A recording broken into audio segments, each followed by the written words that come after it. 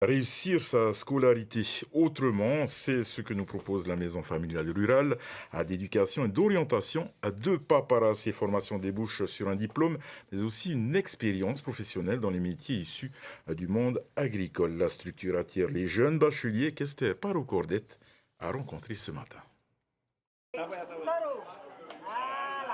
Et c'est parti pour plus de 2 heures de visite de la MFR de Taharou, jusque dans les Faapou.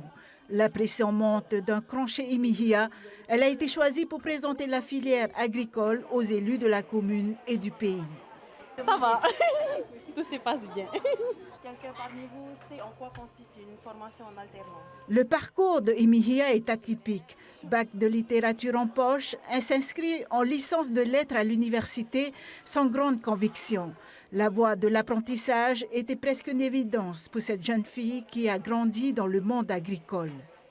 J'ai eu raison d'essayer parce que quand je suis arrivée ici, je me suis vraiment épanouie.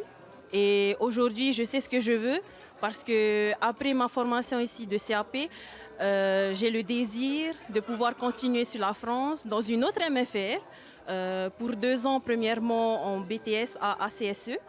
Et ensuite d'aller un peu encore plus loin, de pouvoir intégrer une école d'ingénieurs spécialisée en agronomie. Reva aussi a quitté les bancs de la fac pour étudier à la MFR les services à la personne. Les 2 élèves ont été séduites par l'alternance de leur formation. J'ai pu rencontrer plusieurs entreprises, chefs d'entreprise. Il y a certains qui étaient chefs d'entreprise pour les personnes âgées. Par exemple, il y a une entreprise qui se situe à Papara. Puis j'ai rencontré également des chefs de restauration. Présents sur les stands, les entrepreneurs. Ils font la particularité des formations de la maison familiale rurale. Seules 26 semaines de cours théoriques sont dispensées contre 56 semaines en entreprise. Il faut toujours l'enfant, il faut passer par l'école. Il faut apprendre à écrire, apprendre comment il faut calculer et comment il faut gérer le FAP.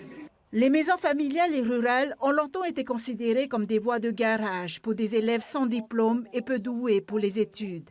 Cette journée portes ouvertes prouve le contraire. L'année dernière, par exemple, on a eu 100% de réussite, comme chaque année, et on a eu des jeunes qui étaient insérés.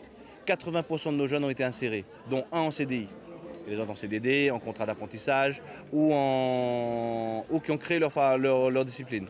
Pour créer davantage d'emplois dans le secteur agricole, le représentant à l'Assemblée, Mitema Tapati, et le député Temata Legaïk annoncent l'examen à la prochaine séance de l'Assemblée d'un projet de loi qui permet au pays d'aménager les terrains agricoles privés.